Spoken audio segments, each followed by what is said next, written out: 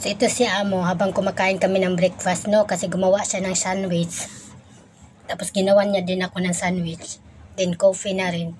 Lagi naman yan, siya talaga nagagawa sa breakfast ko at saka sa ah, pagkain ko.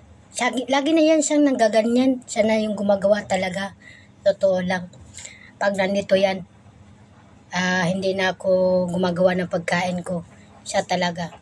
Kasi sinabihan niya ako dati na kapag nandito ako sa bahay, ako na magagawa ng pagkain mo. Tayong dalawa, ako na, sabi niya. Di okay. Habang kumakain kami, sinabihan niya ako, okay pa ba yung mga bra mo? Sabi ko, bakit mo natanong yung mga bra ko? sabi niya, kasi nga, bibilihan kita ulit. Kasi guys, simula nang dumating ako dito, 4 na beses na ako binila ni Amo. 4 na beses na ako binila ni Amo. Tag 5 peraso. Kada bili niya, 5 peraso. Kaya dami ko ng bra eh. Dami ko na talagang bra. Tapos, ang gaganda pa yung mga bra kay mga katulad din sa kanya. Tapos sabi ko, oo naman. Sabi niya, para ka kasing tumaba, baka hindi na magkasya sa'yo yung mga bra mo. Sabi ko, di naman. Kasya naman. Sabi ko. Tapos, sabi niya, okay, bibili na lang ako, mag-order ako. Kasi bibili din daw siya sa kanya. Para same daw kami, sabay na. Kasi nung nakaraan, binilan din niya ako ng mga panty. Alam mo yung mga panty na binili niya, mga seamless. Ang dami din. 2 dosena by 24 pieces. Sabi ko, wag na, nakakahiya na. Ang dami mo nang binili sa akin. Sabi ko talaga sa kanya. No, libre ko yan. Bibigyan talaga kita. Sabi niya, bibilan talaga kita. Kung ano yung mga kailangan mo, sabihin mo lang sa akin. Sabi niya ganun. Sabi ko, ang dami na eh. Marami pa, ginagamit ko pa naman sila. Okay pa naman, bago pa naman eh. Sabi niya, okay, it's okay. Sabi niya, bilan kita kasi para daw akong tumaba. Lumaki daw yung dito ko.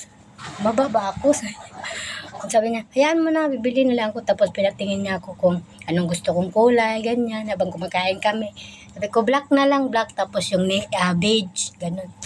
O sige, tapos sabi niya, ano bang size? Sabi ko, medium, sabi ko ganun. Sabi ko, ang dami mo nang binigay sa akin.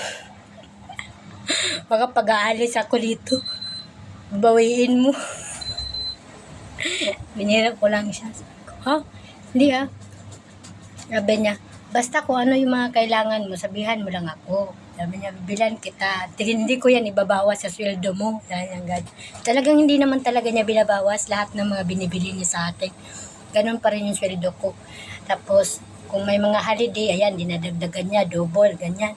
Kaya sabi ko, hindi talaga niya binabawasan lahat ng mga binili niya, mga skincare, galing sa Japan, ganyan. Hindi yan binabawas. Talagang binibigay niya talaga sa akin. Kahit kaano pa yan, kamahal talaga. Ganun. Tapos, tagulat ako sa kanya. Sabi na, sige, bilhan kita. Nag-order ako ng 5 piraso. Kada order niya talaga, 5 piraso talaga yan siya nag-order. Tapos, kung dami ko ng bra. Tapos sabi ko, pwede wag yung sabi niya, yung ba, gusto ko kasi yung parang sports bra lang siya. Ganun. Namili pa eh. Sabi ko, ang dami na kasi yung ganun na, may may di katulad ng sports bra. Ganun. Kanya. Tapos, sabi siya, okay, yung 3 sports bra, yung 2 yung regular.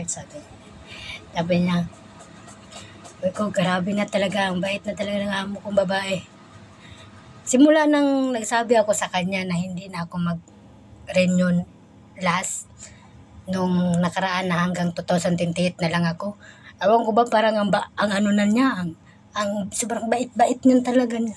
Pati yung lalaki ko, na din sa kanya, nahawaan na din sa kanya.